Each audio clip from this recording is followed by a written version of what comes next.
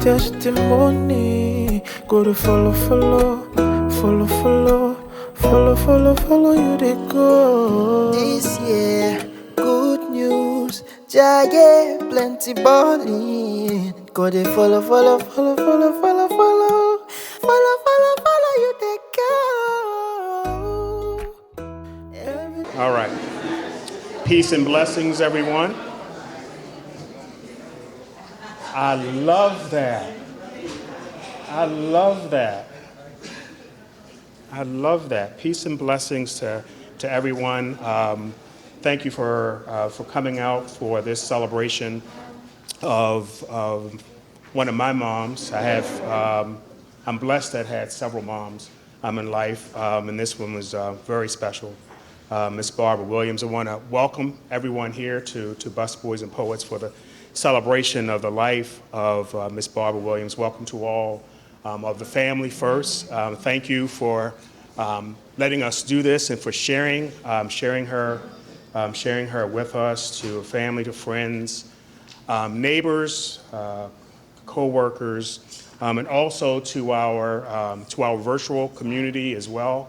When they asked me to be the MC here, I thought that we were having a nice little neighborly gathering, and I think it's a testament to Barbara and who she was about the turnout that we have here today.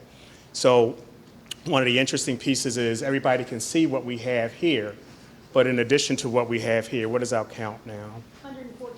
We have 114 other individuals who've dialed in that are participating virtually for this celebration here. So one of the things that I will go through in emceeing is inviting others up to speak, but I believe that as we go through this, there will be some times where the moments is just going to be the moments. And I think that Barbara would be appreciative of letting the moments happen as they go. So we'll try to be in decency and order as much as possible, but I don't think we want to let those moments go by. So we'll start off with prayer. Father God, we gather here today under your care and protection.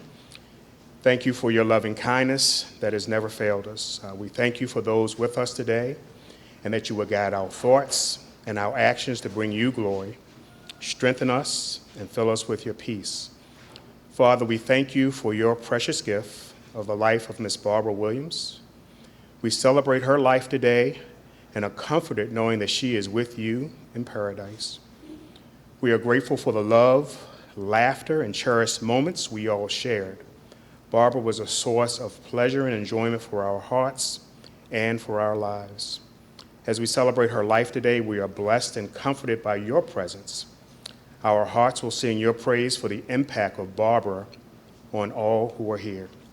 Strengthen and encourage us through the difficult moments of grief, and our lips shall forever praise you. In Jesus Christ's name we pray. Amen. Amen. I will next, as you come up, for those who are coming up, please either use the ramp there or the stairs if you don't think that you might fall and get caught on video. So just be careful with that, but come on this side of the stage and we'll bring up Miss Kelly King. Good afternoon, and what a great day. I was asked what I think what Barbara would say, and this poem came to me is, don't grieve for me. Don't grieve for me, for now I'm free. I followed the plan God laid for me. I saw his face, I heard his call. I took his hand and left it all. I could not stay for another day. To love, to laugh, to work, to play, task left undone must stay that way. And if my parting has left a void, then fill it with remembered joy. A friendship shared, a laugh, a kiss, ah yes, these things I too will miss. My life's been full, I've savored much, good time, good friends, and loved ones touched. Perhaps my time seemed all too brief. Don't shorten yours with undue grief. Be not burdened with tears of sorrow. Enjoy the sunshine of tomorrow. Peace and blessings. Thank you, Mrs. King. Next, we'll have family reflections. Jeffrey, Ashley, Jeffrey II, Vicky, and Joyce. We want to do family reflections.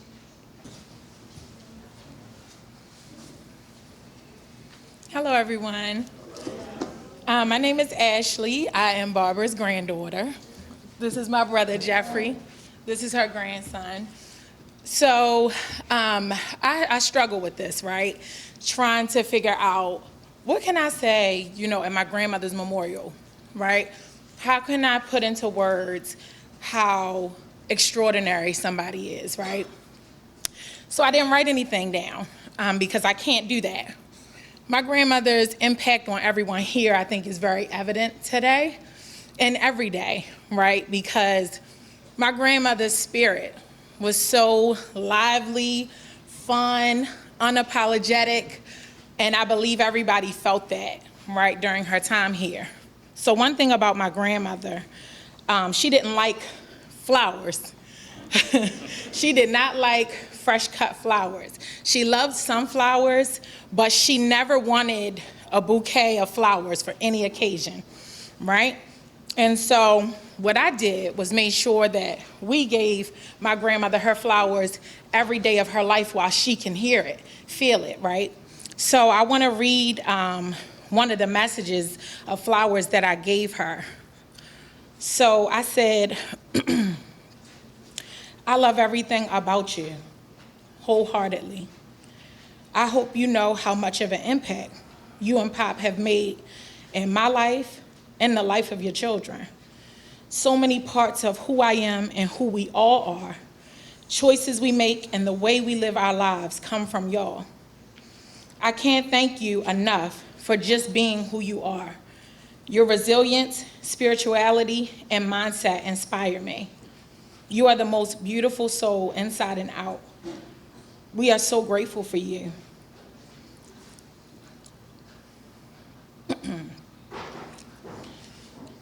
I'm so glad that you're able to get out and live each day like it's your last. One thing about you, depression can't have you. Too much love and God's grace is here for you. Me, my brother, and Dad love you more than we can explain. We will see you soon. So I hope that my grandmother knew how much we all loved her, how much we still hear her and feel her, how close she is to us. Although she's not in the physical realm anymore, I've never felt more close to her than I do now. And I hope that the legacy of me, my brother, my father, shines the light that my grandmother gave to all of us. Thank you.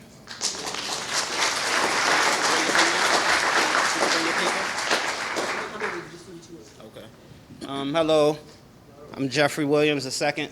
Nice to meet you all. First, I'd like to say thank you for all you guys showing up today. This has been a tough moment for me and my family, but I just know that my grandmother wouldn't want us up here, crying, and she would much more want us partying and having fun. My grandmother don't take no BS. She not biting her tongue. She would be up here sipping her beer right now, listening to music and dancing. So we're not going to be all on here crying and dropping tears. We're going to celebrate my grandmother and have a good time. And we all going to smile, love one another, and hug on one another. And hopefully we'll see each other soon, not under these circumstances. And I just want to say I love all you guys. And once again, thank you guys for coming.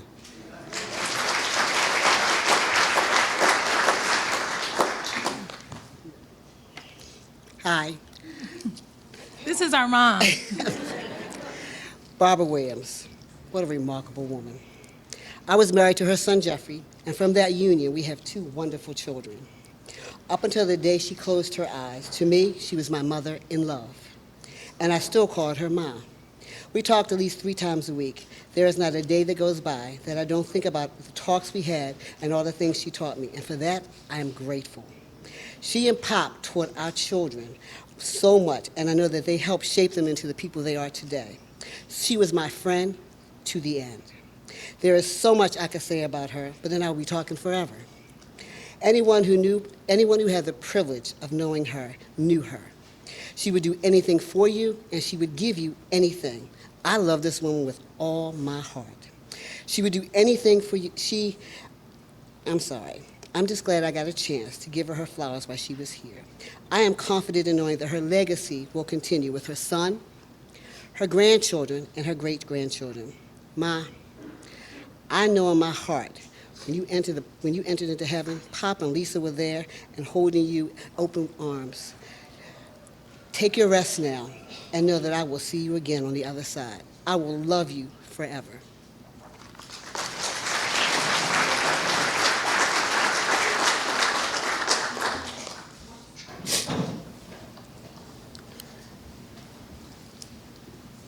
Thank you all. Thank you all for sharing my mother with me. I didn't plan. I actually hadn't planned on coming up saying anything, but like Jeffrey did, I want to keep it short.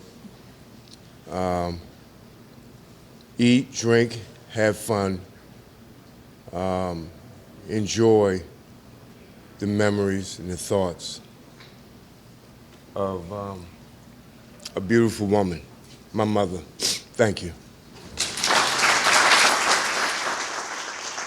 Thank you, family. One of the true blessings that we have as a family is that we have always been blessed to have people with us with special gifts.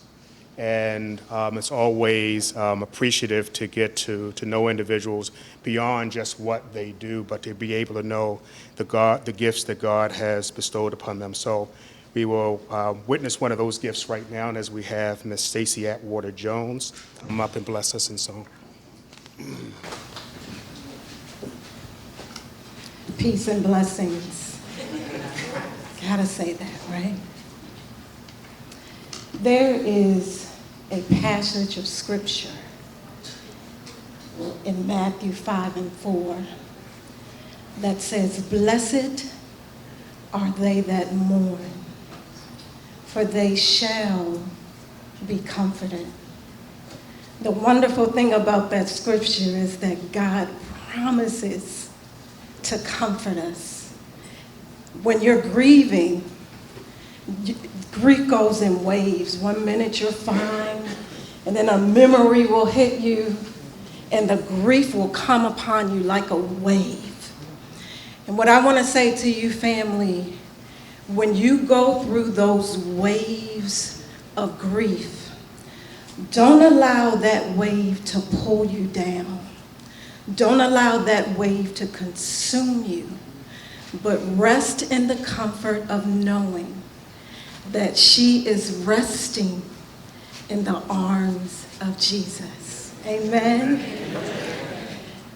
So I'm honored to stand and be able to offer my gift on behalf of someone that really meant the world to me.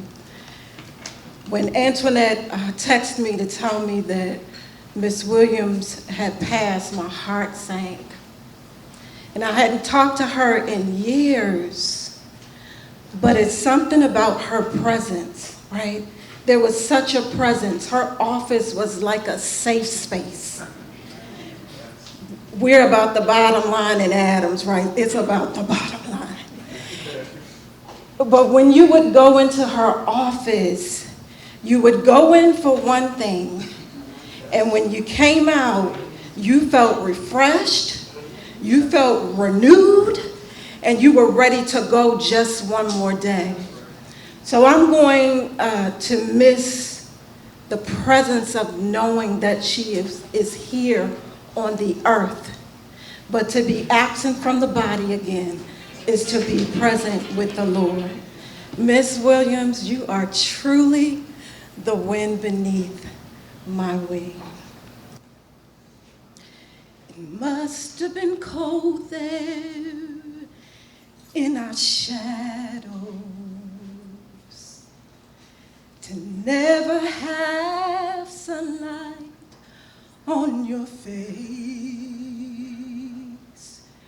You were content to let us shine. You always walked a step behind.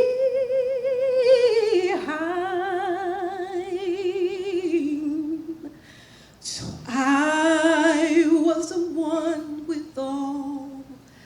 the glory, while you are the one with all the strength.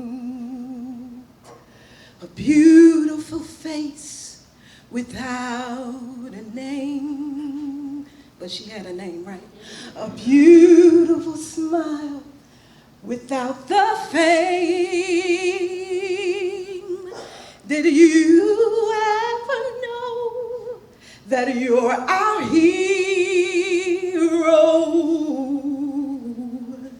You're everything we would like to be. And we can fly higher than an eagle,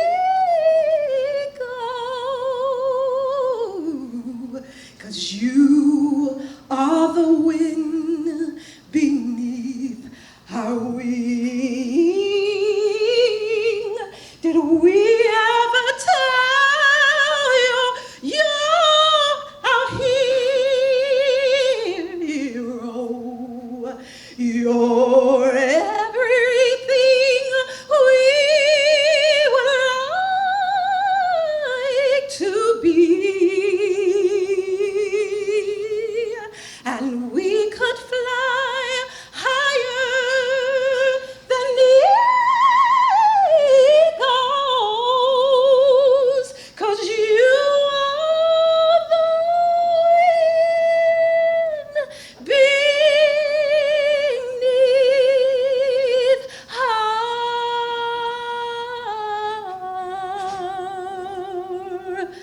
wings.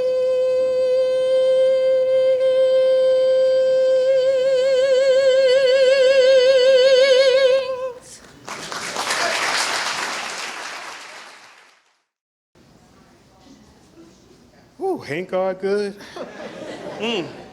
Lord, Lord. I don't know where to go after that one.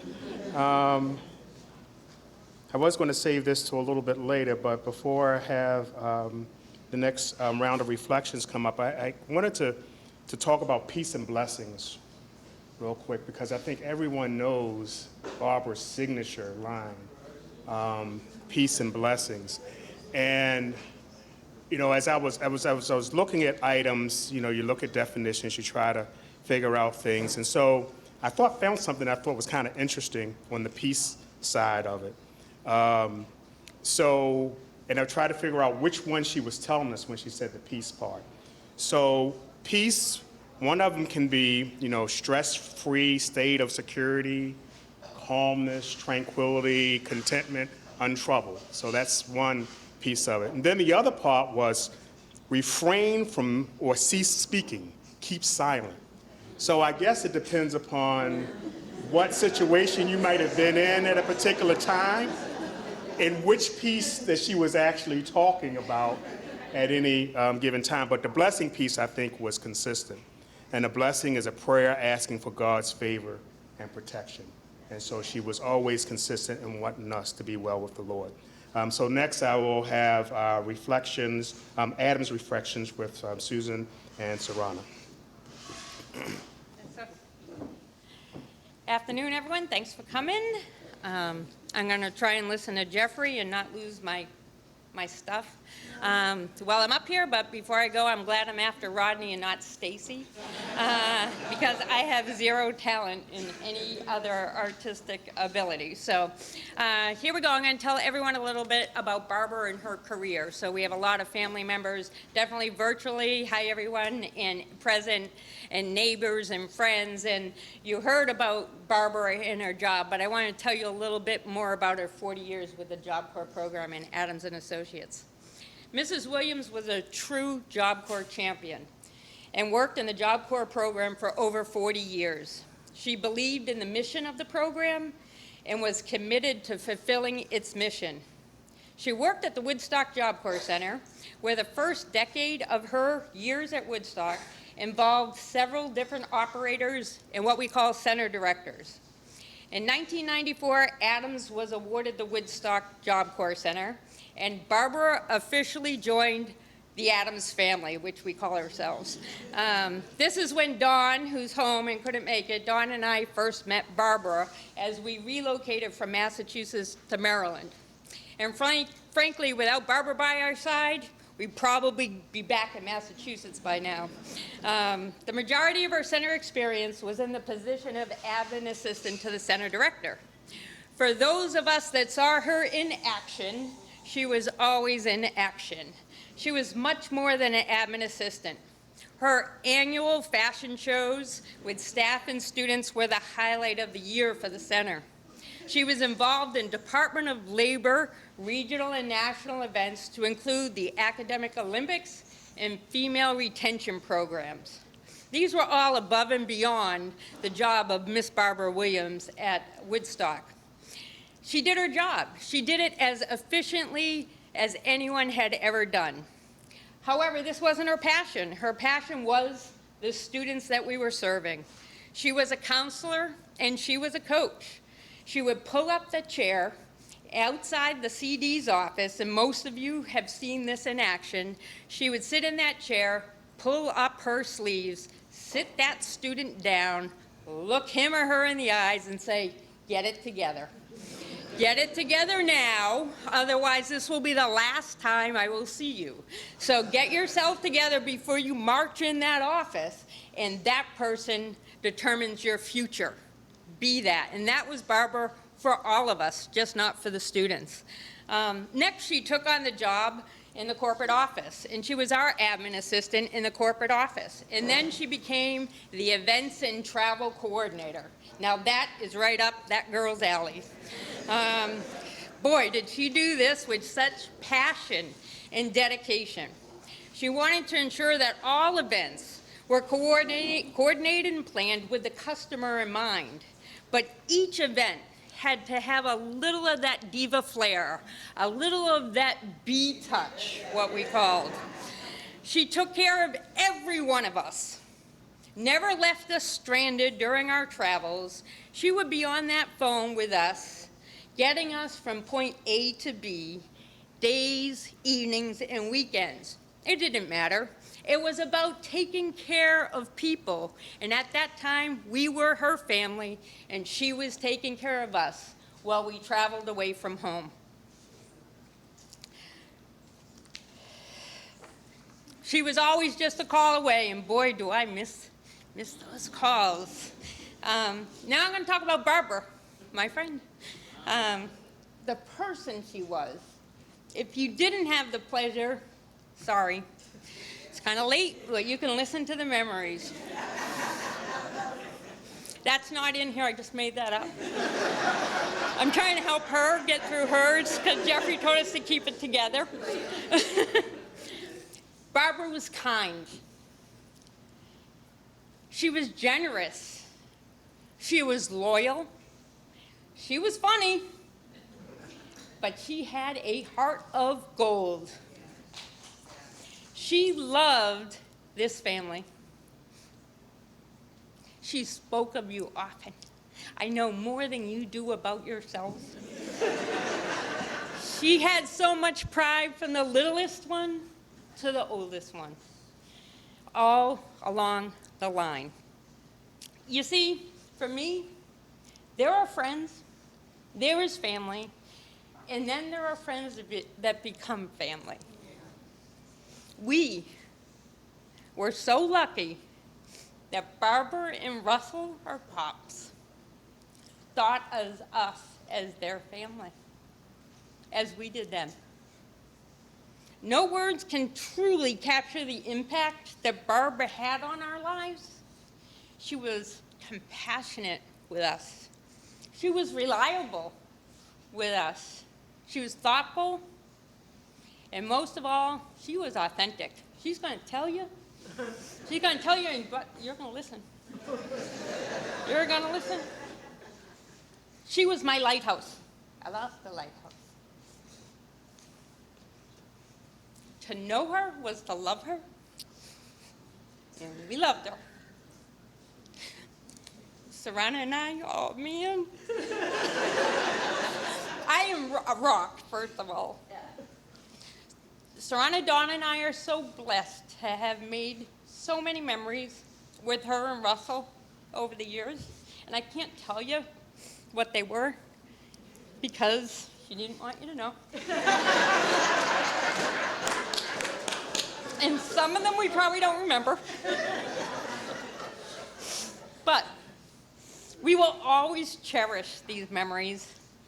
And we are so, so grateful that we were a part of their lives as well as Lisa's. Thank you.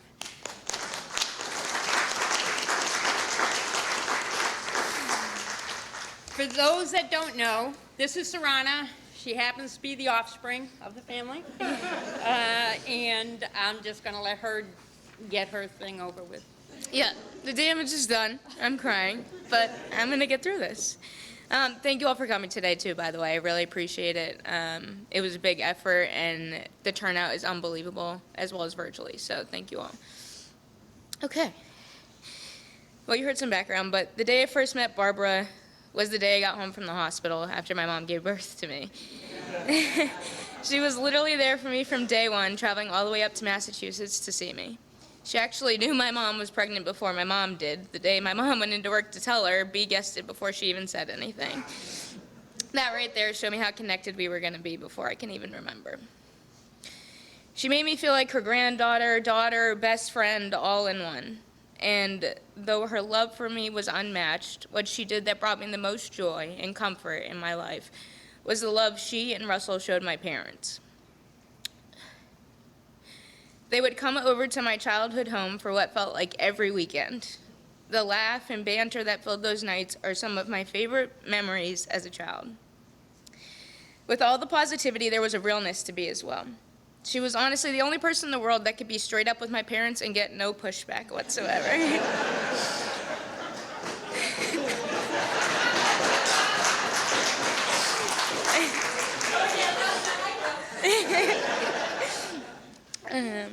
She was as straightforward as they come when necessary, and she did it out of love. I've never met someone who could be so harsh to you and make you want to say thank you at the same time.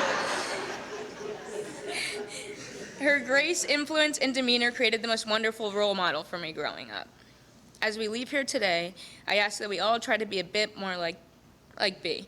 Be welcoming to all new folks you meet, be the one who sends the first text on your birthday, and always have a smart-ass response in your back pocket.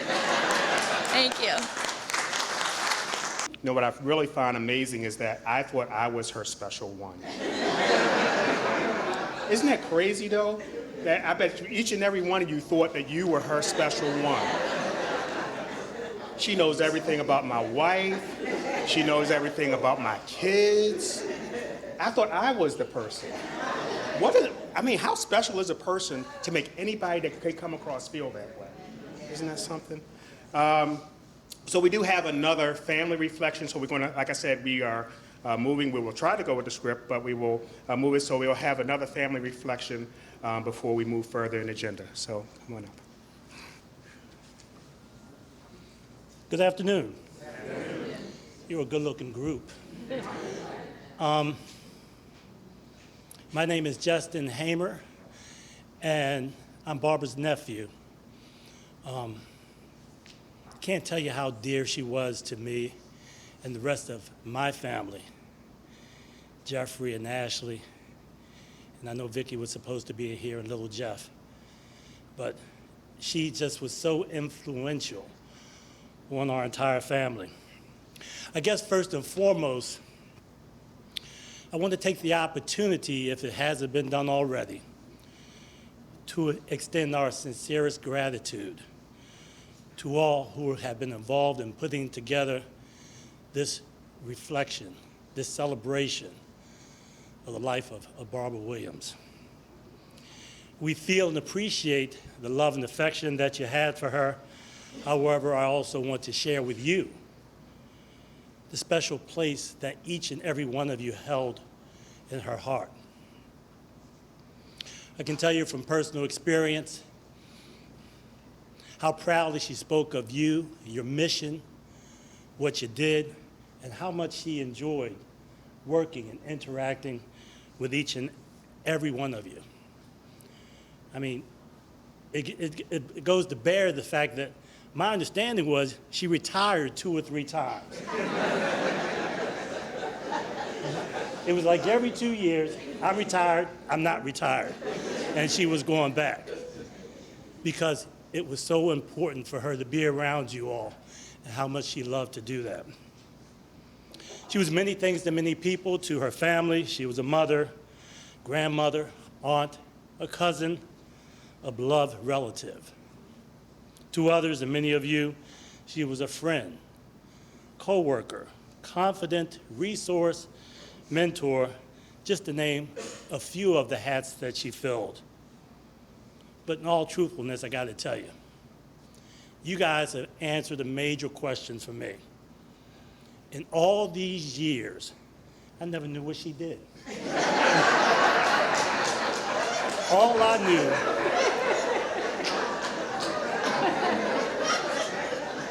I knew, it must have been important because she would call me periodically because she was always checking in on me. And every time she called, I would always miss the first call. So when I called her back, hey, Jess, hold on a minute. Baby, could you go over there and get that for me and bring it right back? Okay. Thank you, boo. And that was it. I'm back, Jess. But it was all the time.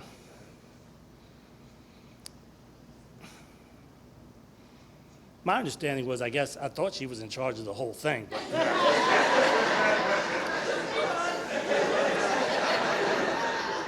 well, I'll tell you all, it wasn't just you. She ran each and every one of us in our family. And Jeffrey and Ashley are here to tell you that as well. But that was my aunt.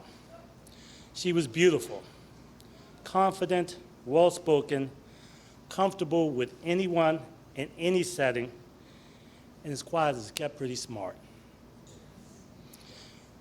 Little did folks know that this little country girl from Evergreen was tops in her class when she graduated, a valedictorian coming out of high school. Who knows, with a little bit more education, what the heck she would have done beyond this and the great things she did already. Suffice to say, my aunt was special to me. I believe in providence and that people and things are put into our lives to help us achieve a special purpose, the goals that are set before us. Some call them mentors, others a support system, angels. In my life, my aunt was one of those angels. I'm so thankful for the presence and the impact that she had in my life and that of my family. Always there for me, every milestone, every accomplishment, but also for every setback and even every calamity that was in my life. Always there to lift me up when needed, to help pick up the pieces, and to keep me, my family, and her family on track. She balanced her relationship with me between being an older surrogate sister and, when necessary, a backup parent. Growing up, she was the one who I could talk to and have those conversations with that I couldn't have with my parents. However, that doesn't mean she let me get away with anything stupid. And she also served as a phenomenal sounding board, but was quick to give me proper perspective. And I get the sense she did that same thing on the job every day. Now, y'all know Barbara had a sharp tongue. And while she could be very stern and quick to rebuke and it was not adverse to using a few select words, for lack of a better term, there were times when she would gently nudge me in the right direction. In those latter days, I actually got a kick out of it because she was still doing that, being the other mother rather than the surrogate sister. So as soon as I said something that was untoward or out of line, her response, and I've heard it use it with you, Jeffrey, no, no, baby. Caught a lot of that. But for all she did for me and what she meant to me and my family and what you all mean to me and my family, I'm thankful. In closing, let me share this with you. Another perspective on James, chapter 1, verse 12. Blessed is the one who perseveres under trial, because having stood the test, that person will receive the crown of life that the Lord has promised to those who love him. My heart was tested towards the end of her life, having gone through so many previous tests, losing her mother at 14, her brother in 78, and her father a few years afterwards, devastating events, and not even to think about the last two. These final tests were especially difficult. I don't know if many could have persevered as she did.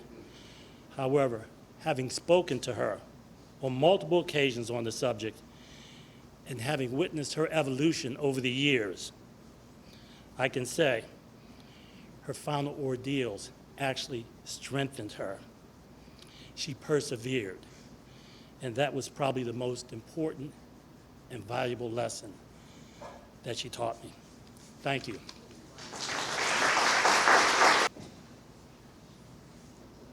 All right, thank you very much. So we'll break it up a little bit and bring up another one of the sons of the family that will also share his viewpoints here, give a little bit of reflection, and of course share his marvelous voice with us. So we'll bring up Mr. Norman Turner. Good afternoon. Oh, what a blessing today to see everybody. As I sat and I listened to the reflections from the family, and I think about the people in this room who Barbara directly affected. I'm the center director at the Kittrell Job Corps Center in North Carolina, and I moved around a few times, and I can't imagine that process without Barbara. There were many times that she gave me very positive words. When my baby boy was born, he was born with Down syndrome. And Barbara always called him Bo Diddley. Some of y'all might know who Bo Diddley was, played the guitar. She always called him Bo Diddley, and she always asked about him. How's he doing? What's going on? And I'm very grateful. And when I think about Barbara, there are two words that come to mind. Strength. There's some folks in this room that have shown incredible strength over the past few years. And grace. So I sat back and I was like, hey, you know, what's grace? Let's make sure I got a good, clear understanding of grace.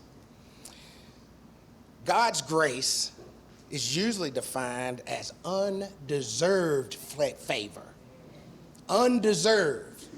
I need us all for a minute to think about some times that Barbara gave us undeserved favor when we didn't. But grace cannot be earned. It's something that has to be freely given. How many times did Barbara give us grace freely? Amazing grace, how sweet the sound that saved a wretch like me. I once was lost, but now I'm found. Was blind, but now I see. Peace and blessings.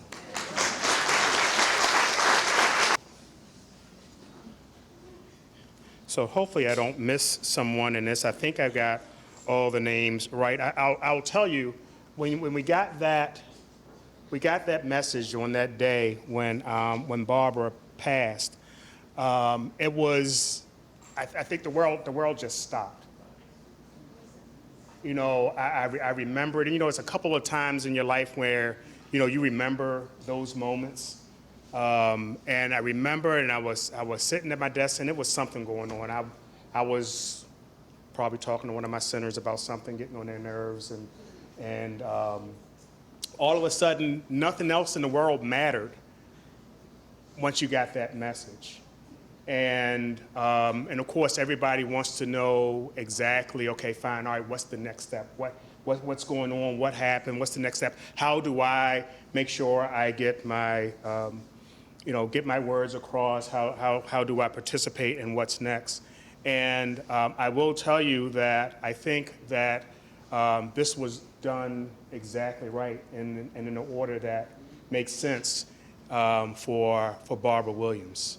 This is exactly what we. So I want to thank a few people who took the time to put this together and got all of this together. Of course, Susan and Serrano, who you saw earlier with this. One of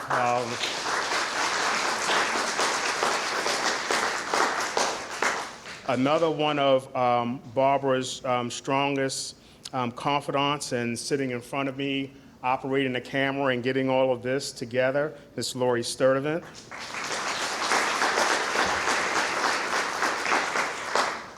We couldn't do it without the family, and so thank you, Ashley, for your support in getting this together on behalf of the family. And I think I see her, one of my confidants. I think she's, I don't know what, oh, there she is. I see you hiding over there. We can't go without our person, Miss Antoinette Holman, who threw all of this together as well. Okay. So thank you all so much for putting this together. So in putting this together, it's not for everybody who's just in the room. We have a lot of individuals who could not be here, who wanted to express some items virtually as well. So we'll do some virtual reflections, and so we do have some family virtual reflections, so Ashley will come up and provide a few of those. Ashley? Hello again, everybody. And everybody, this is my husband. This is Sean. This is Sean. So a lot of the virtual family is our family. They're from North Carolina. They're from other places down south. But my family down south played such a huge part in my grandmother's being. She was always down there, traveling back and forth, debating if she wanted to move back. So to all of you in Whiteville, Aunt Dean, Uncle Clarence, Uncle Vito, everybody, thank you all for all the love that you all have given my grandmother and us since the many things that we have encountered over the past couple of years. So the first one I'm going to read is Legacy of Love in memory of our sunflower Barbara. A phenomenal aunt, an amazing and special sister-in-law. This is the legacy we have of you. You taught us love and the gift of giving. You demonstrated strength and endurance in your living. The remembrance of your steadfast resilience will never depart, because our love for you will always be embedded in our hearts. You supported and cared for us in one way or another. What a perfect and amazing sunflower of a mother. For all of us, you gave your very best. Now the time has come for you to rest. So go in peace, you've earned your sleep. Your love in our hearts will eternally keep. Forever our agape love. And that is from Willa D. Williams, her sister in love, Sharbara, Adriana, and Theodosia, or Treese, Williams. The next one I have is from the Toon family. They had a bunch of family reunions that we had to go to. You just better go to these family reunions. So I want to read theirs. The Toon family is deeply saddened at the loss of beloved cousin Barbara, and our hearts are heavy at the loss of someone who contributed much more than her name on the roll, but also gave of her time, talents, ideas, and finances. When the scholarship fund was operational, Barbara and her husband, Russell, were the largest contributors. They also gave a savings bond to the winner of our essay contest. Barbara initiated the fashion show and talent show for the youth to demonstrate their talents. Barbara and Russell started faithfully attending the reunion in 1995. Barbara came in with those boots on the ground. She helped anyone who needed or asked for help, always volunteering, sealed with her infectious smile. Before the reunion, she would also collect gifts for door prizes and gifts for the seniors, and even help with the mailings.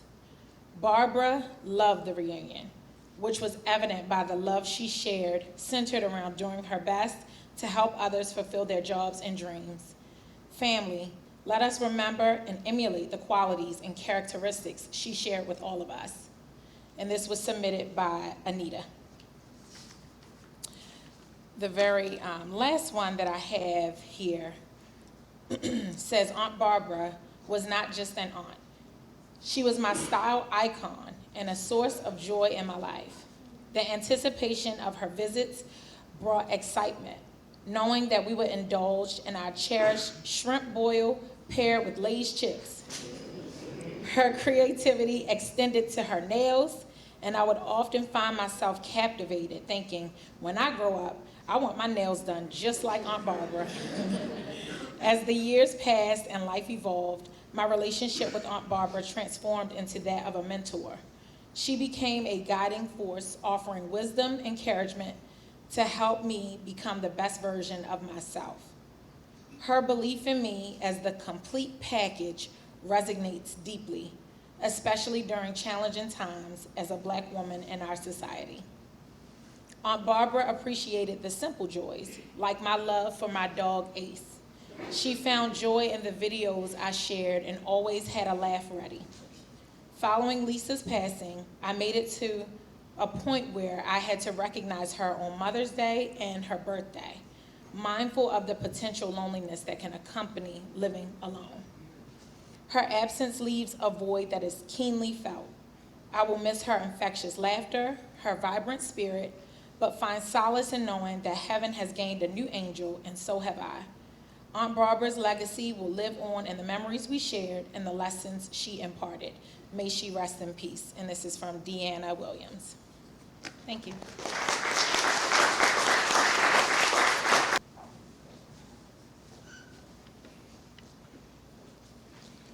Thank you so much. So I have one more virtual reflection to share, and I probably won't do it justice, but it is from Juanice.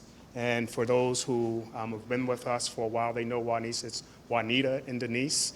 And so they have a special way of sharing reflections in different ways. So I'll try to do my best with that. But here's their reflection. It says, on our first visit to Columbia, we finally met the woman with the sexy voice who made our travel arrangements. Barbara Williams was a sight to behold. She was beautiful, dressed to the nines, hair done nicely, long eyelashes, manicured nails, and a smile that lit up the office. We knew right away we wanted Barbara to be our friend. On day 2, Barbara called us to her office. With keys in her hand, she took us to a particular locked closet. And with a whisper, she said, "See anything you like?"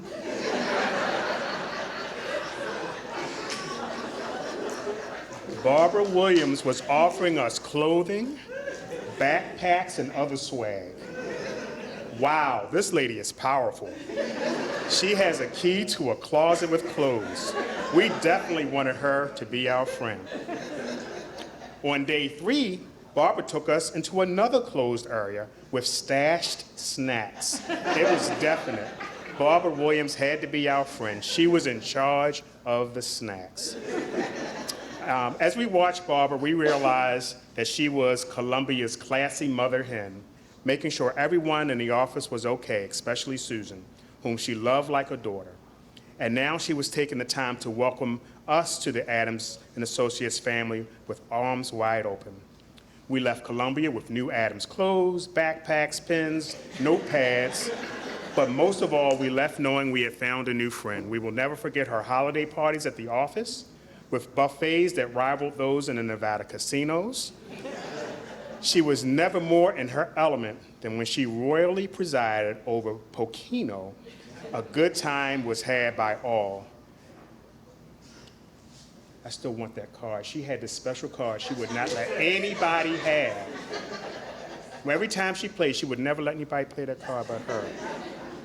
Yes, Barbara Williams was our friend who, for 11 years, made sure that we traveled safely to our destinations. And after we retired, Barbara remained our friend with texts on holidays or just because we wanted to tell each other we loved and admired one another.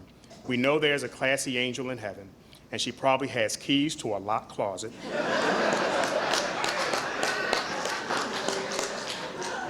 That has special wings and snacks that she gives to welcome the newbies. That's our friend, Barbara Williams.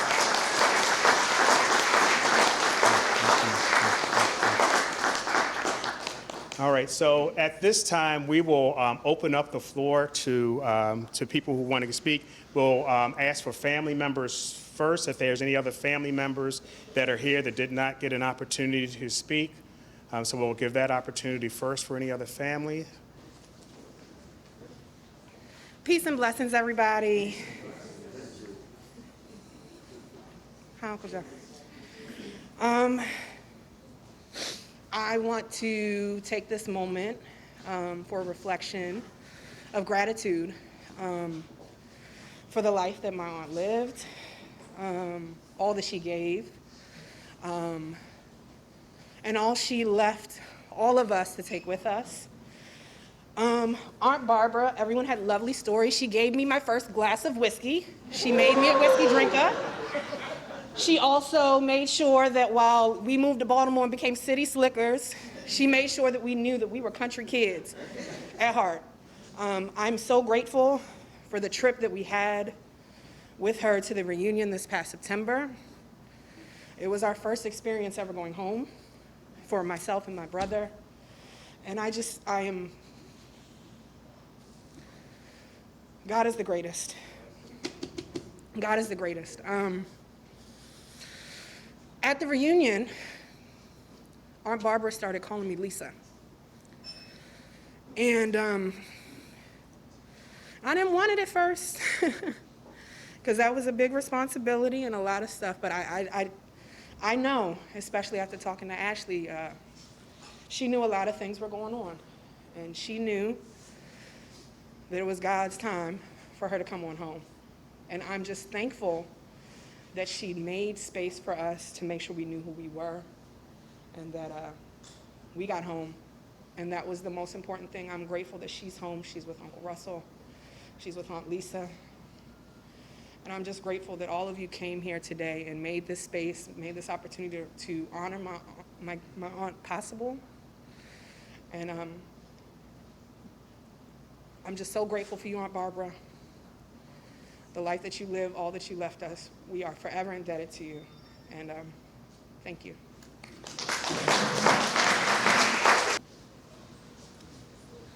Good afternoon, everyone. My name is Tammy Williams, and that was my godmother.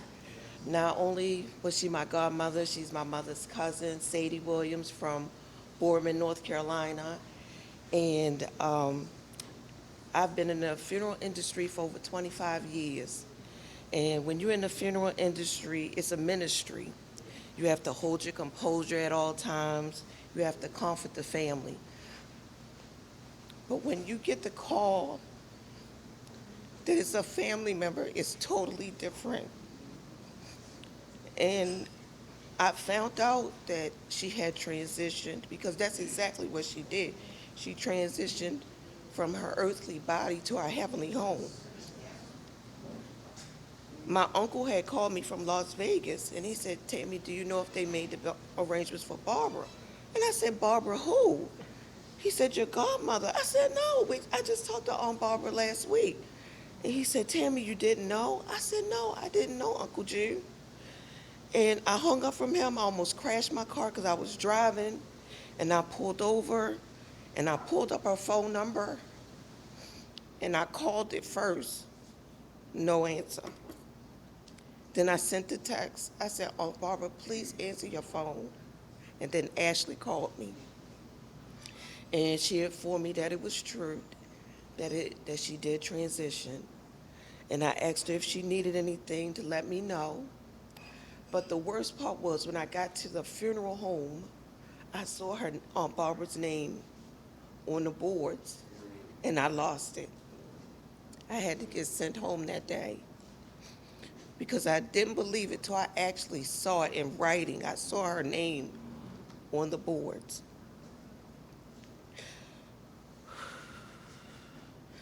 We grew up in Aunt Barbara's house. My sister and I, we would always go over Aunt Barbara's house. That's one house that my mom and dad would let us go over. You know, now the kids just go to anybody's house and you don't know who's the parents, you don't know what's going on. But back in the day, if your parents didn't know the person or been in their house for themselves, you were not going anywhere. But Aunt Barbara's house was one house we could go to, and I never forget, she has a stage in her basement just like this. And we would put on performances for her, me, my sister, and Lisa. And Jeffrey and his friends would be there, and they would critique us and tell Aunt Barbara would get up on the stage with us and dance with us and help us make up our dance moves. So we would always have a wonderful time at her house. The one thing that I do find comfort in is that she transitioned peacefully. She wasn't murdered. She didn't die tragically in a car accident. She transitioned peacefully. My mom right now, 2 years ago, my mom was diagnosed with Alzheimer's. And when I called Aunt Barbara to let her know, you know, she told me, she said, Tammy, if you need anything, just let me know. And Aunt Barbara would call periodically, even up until last year. She would always call my mom. And not anybody else that would call that house, my mom would always remember Aunt Barbara's distinct voice. She was like, she said, Barbara called me today. And I was like, oh, you know who Aunt Barbara is? She said, yeah, I remember Barbara. We used to work together at Seton. I said, okay. So she never, ever, ever, even to this day, hasn't forgotten my Aunt Barbara's voice. After Uncle Russell and Lisa transitioned, Aunt Barbara called me maybe about 2 weeks later. And she said, Tammy, I want you to promise me that you don't let them put me in no casket, because I don't want nobody walking by me looking down on me. And I was like, okay. She said, I want to be cremated, and if you do put me in a casket, you put me in there face down so everybody can walk by and kiss my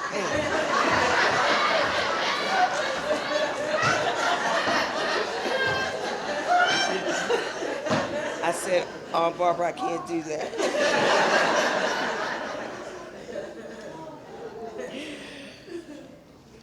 May 22nd of last year, I had a kidney transplant. And I had called Aunt Barbara, and I told her, I said, Aunt Barbara, I'm in the hospital. I said, I had a kidney transplant. Every single solidarity day, she said, well, Tim, you know I don't do hospitals. I said, Auntie, I already know. You're not coming up here. But she called me and texted me every single solitary day that I was in the hospital for about a week. And I got out early because I was doing well, went back to work, and she still was calling me, checking on me.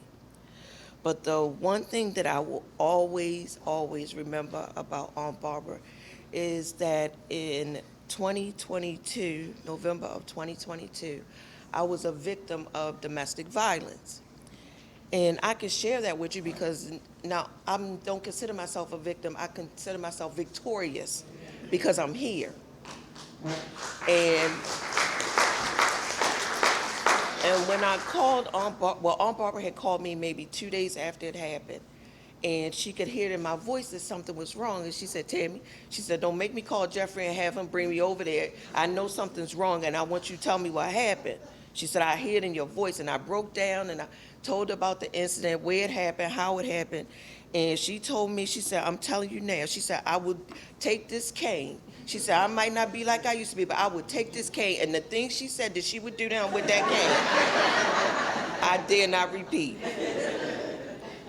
And the one thing that I remember that and after that, she would call me, text me, send me scriptures, send me poems. But the one poem that I will always hold dear to my heart is A Strong Woman. A strong woman is one who feels deeply, strong, and loves fiercely. Her tears flow just as abundantly as her laughter. A strong woman is both soft and powerful. She is both practical and spiritual. A strong woman in her essence is a gift to all the world. Love you always. Call me if you need me. That's the text that she sent me. And she never forgot my birthday on June 7th. She never forgot to text me on Mother's Day. And I'm going to miss her so, so much. And I just wanted to let her know that I love her forever and ever. And I will wait until I see her again.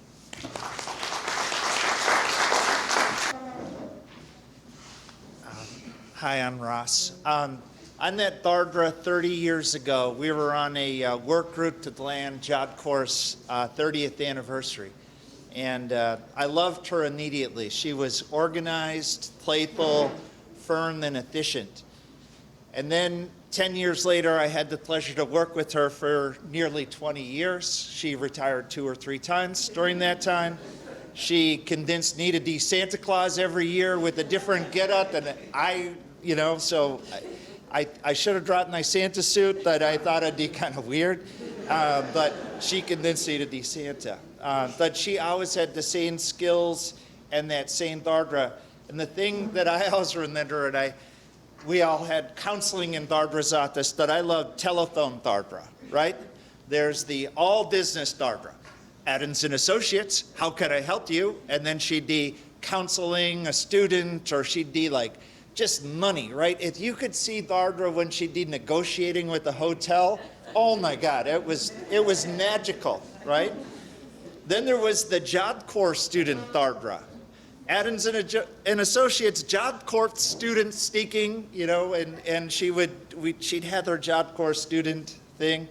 Then I call it the sweet bee. Hey, Daddy, what's up? And my personal favorite was the Rastafarian Dardra. Rosnan, Rosnan, Rosnan. So she'd be singing to me whenever she'd answer, if she saw I was calling. On my last message from Dardra, on my birthday, I got all of these 4 Dardras in that minute and a half call. And I'm so glad that I had it on my phone, and I'll have it on my phone forever. And what I also loved at the end of the call, many of you got these calls, minute and a half, she'd go, hey, Daddy, it's Dardra calling. Just like you weren't sure it was Dardra, that she made sure. So life is, with Russell and Lisa and my mother, and what I try to do in life is tell people that I love them, and I try to let them know how I feel about them, and I will have no regrets, because every time I talked to Dardra, I told her I loved her, and she told me she loved me. Peace and blessings, Dardra. Love you, please.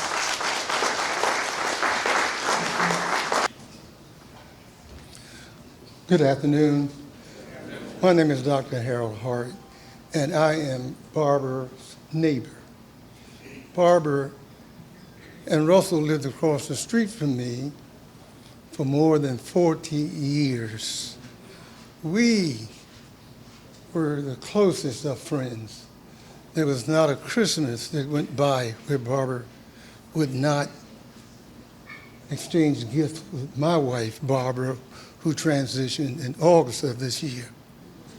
And so I stand before you this evening, I wasn't going to say anything at first, but I couldn't come here and not say something about a person who was so dear and close to me. There was not a week since my wife transitioned that Barbara and I did not talk.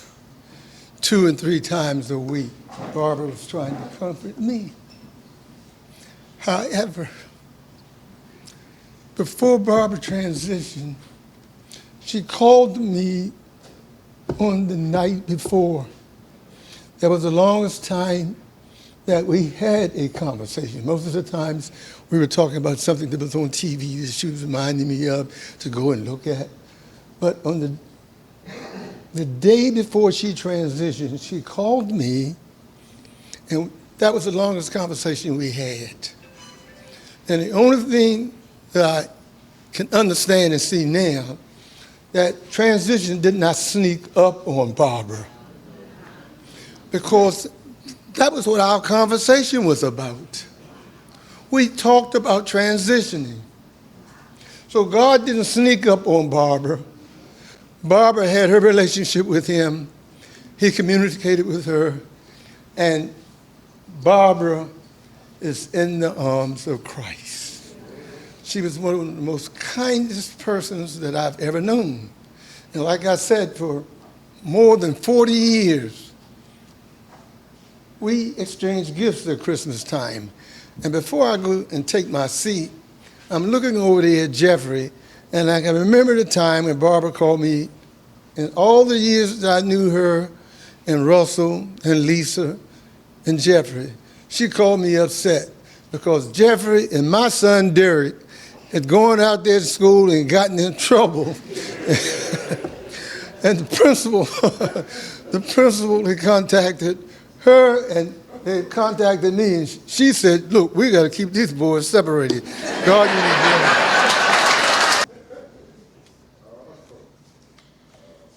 Hello, everyone. My name is Lorraine Lane, and I had the blessing, the distinct pleasure to get to know and to work with Barbara Williams. Oxford defines home as a permanent place one lives, especially as a member of the family. Barbara Williams defied that definition. She was family, she was home for me. BW, as I like to call her, I borrowed that from Susan and Serrana. BW exemplified love in all that she did for you. I thought I was special too, Rodney. I thought I was the special one. I learned from Barbara how to make people feel special. Barbara had the unique gift of anticipating your needs, and before you could ask for something, she already had it for you. I was spoiled by BW. Barbara and I often joked about our southern roots. I'm from Deep South, Georgia. She fondly called me country. Nobody else could call me that, and nobody else better call me that but Barbara. But that one word solidified our kindred spirit. I knew that Russell liked a particular expensive meal called chitlins. If you know, you know. If you don't, I'm sorry. So during the holidays, I would call Barbara and ask her where she wanted me to send her chitlins. She would say, don't send that shit to my house. No pun intended.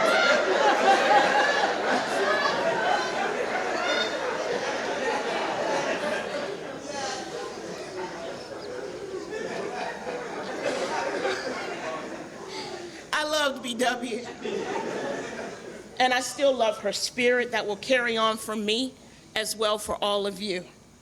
Look around this room. My God, this one person, this one angel, this one spirit have all of us stopping what we're doing, and without a second thought, we said, we have to be here. We had to be here. And you did it in a fashion that is so Barbara Williams. I am grateful that I had the influence and the care of a BW in my life. Thank you. I'm going to say praise the Lord to everyone. The devil is a liar. You know, Claude and I came over from work. I had a flat tire on 95. I hit a pothole. That's what Claude said coming in. I called my mom. I said, Mom, I got to use your car as an emergency. She said, for what? I said, it's Miss Williams Memorial. She said, come and get the keys. And so we're here. But my testimony is in 1992, I met Miss Williams. Unfortunately, I had just broken up with my boyfriend, and I was on the job crying, and I was wearing wrinkled clothes. And I was like, my life is going to end. It was really ridiculous. And she said, come here, boo. And I said, I don't know what I'm going to do. She said, you're going to pick up this phone, and we're going to call him and tell him he ain't shit.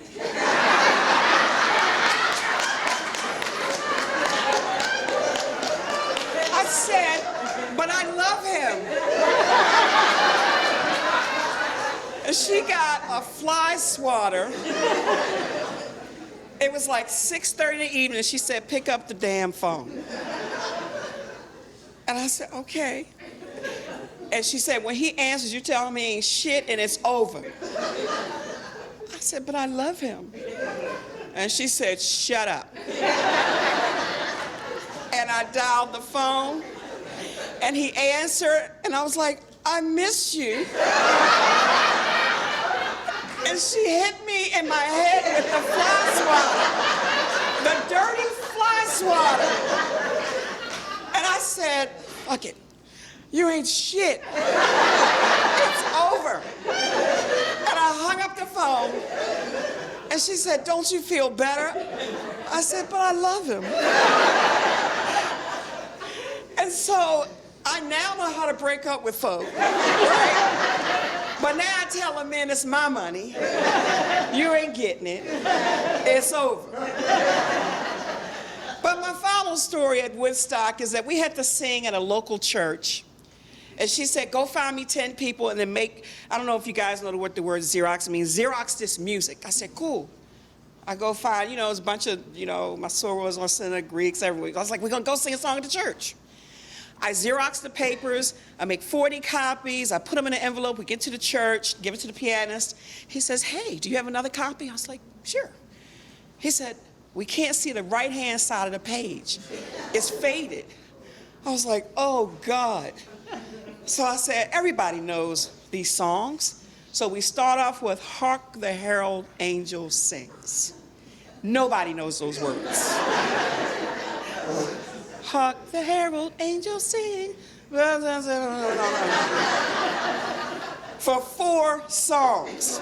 And she's next to me, and we have our papers up like this because tears are flowing, because I was like, oh, we're going to hell for real. She said, I'm going to beat your ass, man. I said, can you cuss in church? And the people in the front row, the old lady, 83, dying laughing. And so after the 5th debacle, I stood out and said, let's give it up for the Woodstock Whispers. Of course, they never invited us back, but it was okay because we had a blast. And you know, Matthew 5:4 says, blessed are those that mourn. It is okay to cry tears because they are given to us by God and they're free. It is okay to share a memory. And it is okay to remember how she lifted you up because she's given you the model to share with someone else. After all, we are part of her dash. She was born, she has transitioned, and to be absent is to be present. She is far better off than we will ever be. And so I would say to the friends and the family, first of all, if you're from Job Corps, raise your hand. We are each other's family. You don't know how many of these I've been to. It doesn't matter where I have to go in the world because I know people like Miss Williams gave their life to this program, to us. And I'm so delighted that she's given her family some time to spend with us. We want you to know that we loved her deeply. We want you to know that she loved the program deeply. And I want you to know that because of her, I am one hell of a woman who can end a relationship Remind people that they're not shit. Be blessed.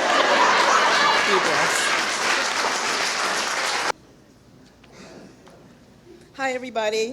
I'm Edna Primrose and part of the Adams family and Job Corps family.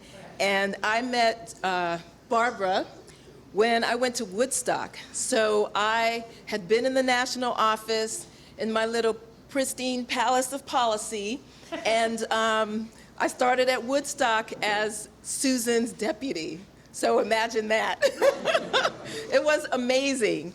And Barbara was just so helpful to acclimate me and learn the stock way. And, you know, it was really the building of a pretty cool Adams family. I have a lot of memories of going out Fridays, kind of recapping the week, just all of the insane things that happened. And Susan was grooming me to be a center director, which I ended up being at Woodland, which was pretty fantastic.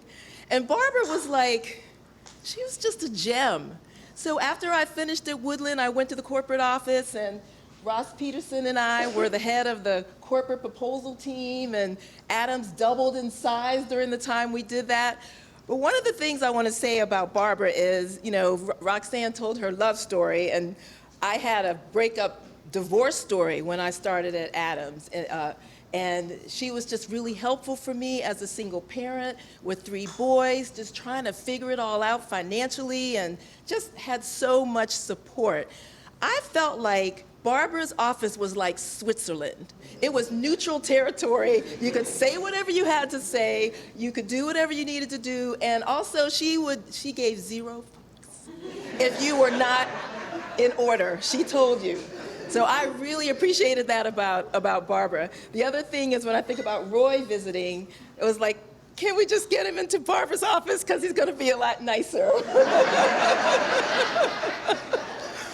But I love that woman, and yeah, she asked about my boys. My boys knew her, spent a lot of time with Susan, Don, and Sarana. So I just want to tell this story. So some of you may know that Susan's just a little competitive, just a little. And so Woodstock had this team, had a softball team. And, you know, I was her deputy, so she's like, no, you have to play. And I'm like, but I was a cheerleader. I don't know if I can do this. But anyway, I ended up going and to practice, just to practice, and it was like 20 degrees. We're in parkas, but she's like, we're going. Okay. So I ended up, I don't know, she probably threw the ball to me really hard and it hurt my hand, and I was like, oh my God, this is crazy. So I went to Barbara on Monday and said, you know, I'm really trying to be there for Susan. I'm really trying to support her, and I just think she's gonna kill me if I stay on this team. I don't know what to tell her because I don't think I can do it. And she's like, girl, she will kill you. You just have to tell her you can't do it. You have many skills and many talents, Edna, but this is not one of them. So that was my short-lived Woodstock softball team experience. But I just want to say that, you know, Norman, I appreciated what you said about Grace, because Barbara was just, she was larger than life. She was fabulous. She had so much grace. She was real. She was authentic, as Susan said. And you know, when you think about it, because of her, she created the best of who we are. And we took that everywhere we went. So I haven't been in the Adams family since 2012 when I became national director and then moved on to other things. But I always hold Adams in my heart, always consider myself part of the Adams family. And if you went on somewhere else after Adams, you know that you learn how to run a center from Adams, because the standard of excellence is incredible. And I think, as Susan mentioned, Barbara really held and continues to hold the heart of the Adams family. So thank you.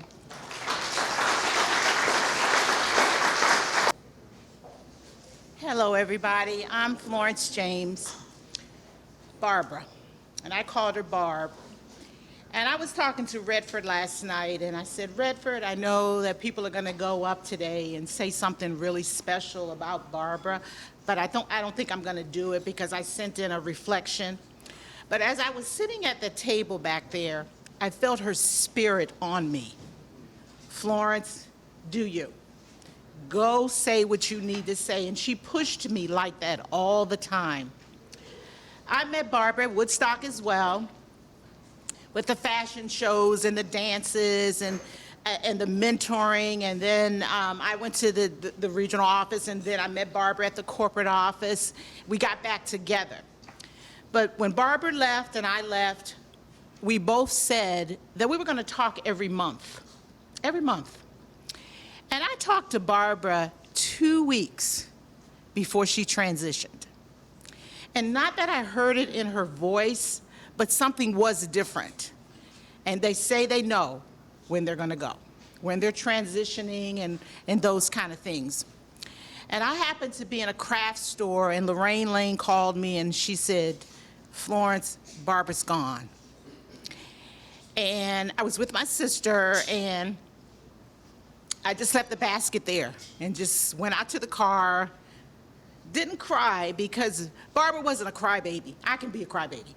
Barbara wasn't a crybaby, but I just needed a moment to just reflect on Barbara. And the story about people being in her office, when you walk past Barbara's office and there was a person in there, you don't stop. You keep going because you know that she's talking to somebody about something very important, and you just leave it alone. And then when you go back, she said, oh, Florence, I had to talk to this one a minute. What do you need? That kind of thing. And she was always so genuine. I've known Barbara over 30 years. She's so genuine, and she spoke her truth. Maybe not your truth, but she spoke her truth. She's one of the kindest people that you would meet, but she always respected who you are, what you did, and where you were going. And one night I woke her up like 1 o'clock in the morning because my travel wasn't right and I didn't get there in time. When I got back to the office, I got checked big time. She was like, Florence, you called me 1 o'clock in the morning about travel. I said, well, Barb, you said call you. And she said, but not 1 o'clock in the morning. But she didn't care, and I was part of that secret closet as well. I was her second spy, because she would always like, Florence, when they go down there, you stand in the door. Don't let them take a whole lot of stuff. I was like, Barb, I don't want to challenge these people with taking stuff. She said, don't let them take a lot of stuff. Just a few things. And so I would go down, and yes, she was the snack girl. And she did love Serrana so much because she always talked about you, Serrana, all the time. And she just made me feel so special as a friend. She will always be my friend. I was always love her. And I'm going to tell this little one thing that some of you know about me. You know I like to gamble. You know I play the gambling game. But I play Barb and I would play the numbers together. And to this day, when 758 comes around, y'all play that tonight now, 758. When that comes around, do you know when I would win, Barbara would call me. And she would say, Florence, you got the number tonight. And sometimes when I go to check the numbers, that's the first person who pops into my head that she didn't call me. But she's so special, and I love her so much. Thank you. I need to get a tissue. Hold on. I'm not a public speaker, but if Susan can get up and cry, I can too. My name is Laurie Sturdivant, and I've known Barbara Williams for half of my life. For those of you who've known her your entire lives, I envy you. I met Barbara through work, not the phone company. That was way before my time. I met her through Job Corps and Adams & Associates. I'm an IT person, a computer person. Barbara was not a computer person. And Barbara didn't do anything fast. So whenever she needed computer help, I had to slow down and settle in for a visit. Changing a password could take upwards of an hour. But looking back now, thank the Lord for that. Barbara lost her mother when she was very young. One of two things happen when that happens to you. Either you wear it like a coat, where you don't have the skills you'd learned from your mother and it's clear for all to see, or you take on that mothering role. You take it on with gusto, and Barbara did that. She mothered all of us. She looked out for all of us. She protected us. Barbara made you feel like you were her favorite. I've heard that from a few people this evening, that you were special, when in fact she was the one who was special because she touched so many of us in so many ways. There's a void now where she stood that no one would be able to fill. Barbara Williams was one of one. When God made her, he broke the mold. I'm so glad that I got to be on this planet, in this place, at the same time as her. She made everything special, a production, if you will. She put on student fashion shows, talent shows, and art shows. She participated in fun days and staff Christmas parties. The Christmas parties were almost always my favorite day of the year. My introduction to them with her was at Woodstock. She asked my dad if he would be Santa one year, which he did, and my mom made me an elf costume to go along with him, and I rocked those red tights because I would do anything to help Barbara spread her particular brand of magic. There are former Job Corps students spread across this country that I am sure remember her words of wisdom and the kindness that she showed them. She instilled pride and a work ethic in so many young people who needed someone to do that for them. She and I moved on from Woodstock to our corporate offices. She had brief episodes where she retired, which you've heard about, but I barely remember them because it didn't matter if she was in our office or at her home, our connection remained. During one of those respites, I did make the mistake of calling her house too early one morning when Russell was still working and he was sleeping. He let me know that calling the Williams household before a certain hour was a no-no. I never did that again. That was before cell phones were really big. I told Barbara, you better call me. I'm not calling your house ever again. We bonded over music and food and family. I was more Russell Speed with the blues, where she was more jazz. I'd often get texts, who sings this or who sings that? Who sings the woo-woo-woo song? You'd think she'd have got that with a son named Jeffrey.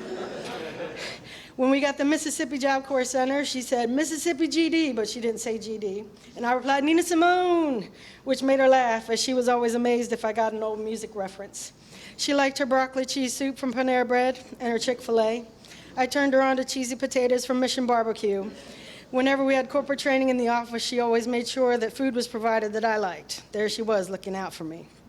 She loved her trips down south and to Atlantic City, to casinos, her family reunions, and her ladies' events. She'd bring me back pecans or peach rings or something from Cracker Barrel. She'd say, I'm on a fixed income. She'd actually say, I'm on a fixed damn income. But she'd always have something to give, and she would be shopping year-round, getting her gifts ready for holidays and birthdays. She didn't trust shopping on the internet. She shopped by catalog. The boxes would arrive in our office, and she'd have them piled under her desk with names written on the cardboard. She was generous to a fault. Her love for you would extend to your family. She'd send gifts and cards back and forth with my mom, and over the last few years gave her words of encouragement while my dad was going through his own health problems. Barbara was effortlessly the life of the party. She never met a microphone she didn't like. That extended to our intercom system at work, which we eventually got rid of, thank God. If someone sneezed 10 offices away, she'd come over the intercom, bless you. She had style and she had grace. When she strolled into a room, you know the Barbara stroll. She owned it. She was fiercely loyal. She stayed working with us long after others would have retired. Russell drove her to work every day, which was nice because we got to see him all the time when we might otherwise have only seen him on special occasions. As I said before, Barbara never did anything fast. That included packing up for the evening. So as we'd trickle out of the office, we'd stop and talk to Russell while he waited, which we all enjoyed. It took a pandemic to make Barbara leave the office for good. When COVID was just getting started, we'd sent a group of corporate staff on an assessment to Texas, and when they got back, it was obvious one person in the office was sick. I told everyone, stay away from Barbara. I was not going to risk her getting sick. Barbara found out and got pretty mad at me for telling everyone to stay away from her. About a week later, we were sent home like everyone else across the country, and she forgave me because Lisa, her daughter, agreed with me. Again, it didn't matter if we weren't in the office, we would always be connected. In December of 2020, she and Russell met my mother and I in the parking lot at work for our Christmas gift exchange. Barbara was masked and shielded, and we socially distanced. It was so nice to see them.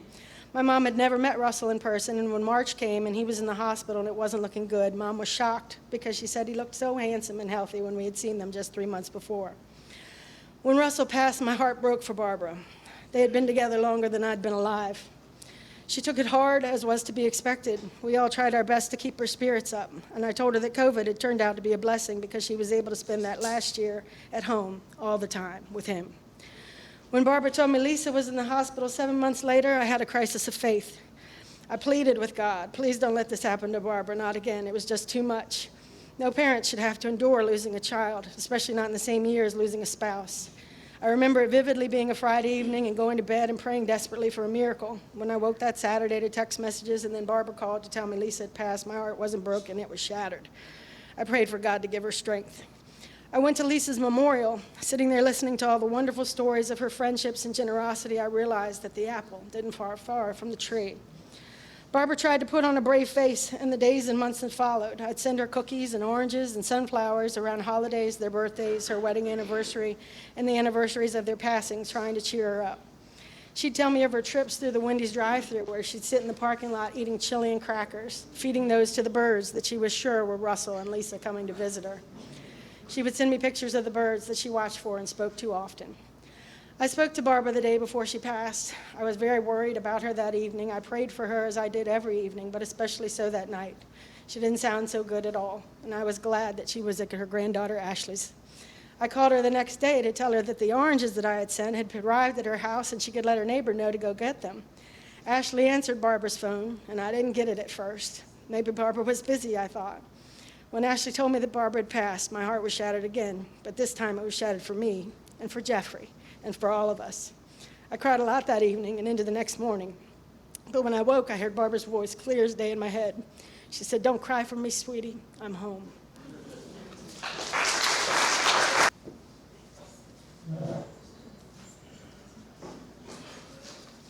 Wow.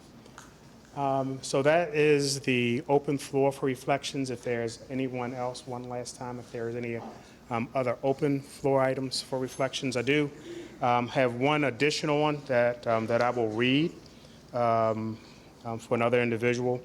As we were talking about the dash, and Roxanne talked about the dash a little bit earlier, says, between your sunrise and sunset, what does your dash say about you?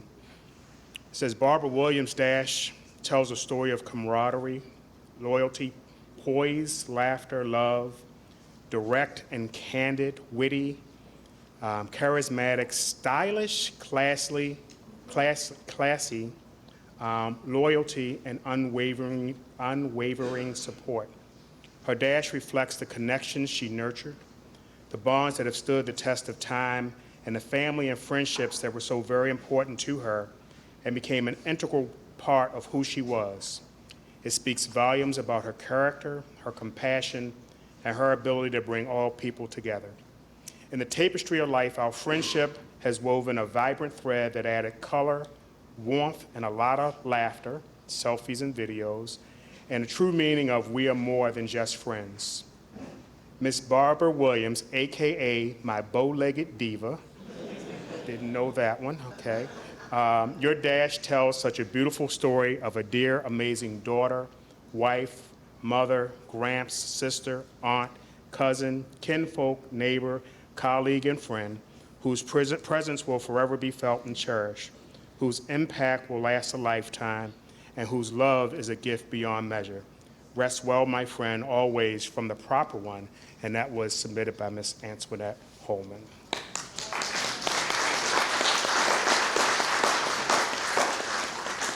So as we get to the close of this celebration for Ms. Williams, there will be a slideshow that will be presented as we do have some food offerings that we will bless in a moment, and the slideshow will play as you can start to get food. And also for the individuals who are sharing with us virtually, I believe the link has been sent to you so you can enjoy the slideshow as well, as you will not be able to see that. And I will leave with one last, and is one of my personal scriptures, and it's Romans 12, 1 and 2. And it goes as such. It says, I beseech you therefore, brethren, by the mercies of God, that you present your bodies a living sacrifice, holy and acceptable unto God, which is your reasonable service. And be not conformed to this world, but be ye transformed by the renewing of your mind, that you may prove what is that good and acceptable and perfect will of God. And when I think about that, I think about, especially as you get into verse 2, when it talks about be not conformed to this world. And Barbara did not conform. She didn't conform, and yes, she strayed a little. She could be a little bit juicy with her language, but at the end of the day, she was a God-fearing woman, and I am so happy that I will get to see her again one day in glory. So that is the end of this, and we will have some nourishment. So we'll go ahead and bless the food. So, dear Heavenly Father, may this meal sustain our bodies and remind us of the many blessings in our lives. We are thankful for the love and family of friends who surround us and for the abundance we enjoy. Bless this food. Bless our time that we've had together. Bless the hands for those who prepared our food. May it strengthen us physically and spiritually. In Jesus' name we pray. Amen.